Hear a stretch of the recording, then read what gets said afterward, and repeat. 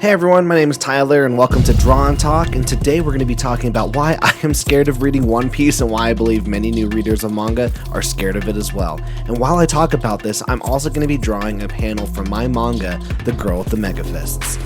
Also, if you've ever read One Piece or are currently reading One Piece, let me know in the comments. Do you like it? What's your favorite part of it? And why should people who haven't read it start reading it? Alright, here we go.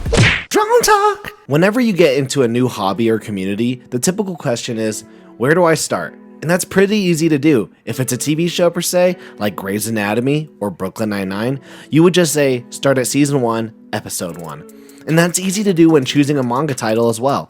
Where do I start One Piece? Volume 1. Where do I start Demon Slayer? Volume 1. Where do you start Dragon Ball Z? Volume 1. Wrong. Gotcha. You start at Dragon Ball Volume 1, you stupid son of a bitch! But when you enter into a new hobby like reading manga and you ask someone, what series should I start with?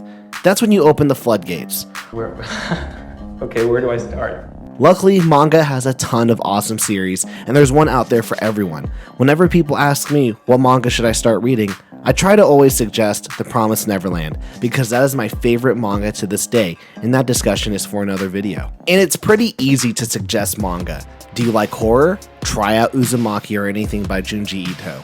Do you like supernatural fighting stories? Check out Jujutsu Kaisen, Demon Slayer, or Chainsaw Man. Do you like card games? Go check out Yu-Gi-Oh! Do you like mindless monster killing in an RPG-like type world that feels like cheap entertainment? Read Goblin Slayer. Yeah, that's how I feel about Goblin Slayer. But then, sometimes, someone will suggest you to read One Piece. And that's when my reaction goes from, yeah, I'll check it out, to, I can't.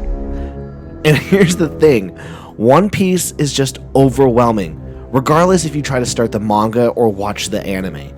Both the manga and anime have over 1,000 chapters/episodes. Both of them are loved, and I have yet to meet a toxic One Piece fan. Granted, I'm sure with the Netflix adaptation being worked on, we'll get some toxic goblins coming out of their caves and logging onto Twitter. Goblins. I'm joking, toxic Twitter goblins. You're people too. Barely. But seriously, telling someone to get into Demon Slayer or Shaman King, which was the first manga I ever read, is a lot easier in comparison to One Piece. In fact, that's one thing I wish there was more of. Just short manga stories like Uzumaki. Come on guys, can we make that happen? And here's the thing, One Piece began being serialized in 1997. I was freaking 4 years old at the time, you do the math. There's so much lore to unpack, so many moments to unlock, so many characters to learn about and get invested in, that I think the real reason why I'm scared to get into One Piece, and why there are so many like myself, is because we're afraid to, quite frankly, get hurt. Alright, let's turn this into a sob story. Like, for real, I think we're all scared to get hurt. I remember my wife finding me in our bedroom sobbing at the end of The Promised Neverland. I wasn't ready for how it was going to end, I wasn't ready for the sacrifice Emma was going to have to make, and I wasn't ready for a story that I was in love with to end. And I think that's why we're scared to start One Piece. I'm scared that I'm going to get invested in the Straw Hat Pirates. All of them. I'm going to be invested in Luffy's desire to be the Pirate King and find One Piece. I'm gonna love how faithful Zolo is in backing up Luffy and making sure that his dreams come true. I'm gonna be heartbroken when I see these characters fight each other or make mistakes. What happens when I fall in love with a character and it turns out that I'm betrayed? What happens when I suddenly hate a villain only to find out that they have had a traumatic past and they overcame their darkness by becoming said villain? What happens when I start sympathizing with that? And ever since I started reading manga, I've always been told to read One Piece, and yet I can never bring myself to do it. And every day that I don't, I realize that I'm one more day behind joining the Straw Hat Pirates and finding One Piece together with my captain, Monkey D. Luffy.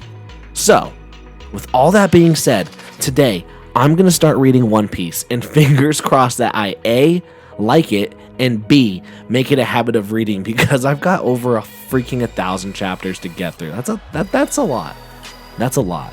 And while I read those chapters, I've also got to keep up with the current manga stories that I'm reading as well as working on pages from my own manga, The Girl with the Mega Fists, which you can currently read on my patreon.com/drawandtalk for $2 a month, along with all of my other comics and stories that I've made. Well, Tyler, what's your manga about?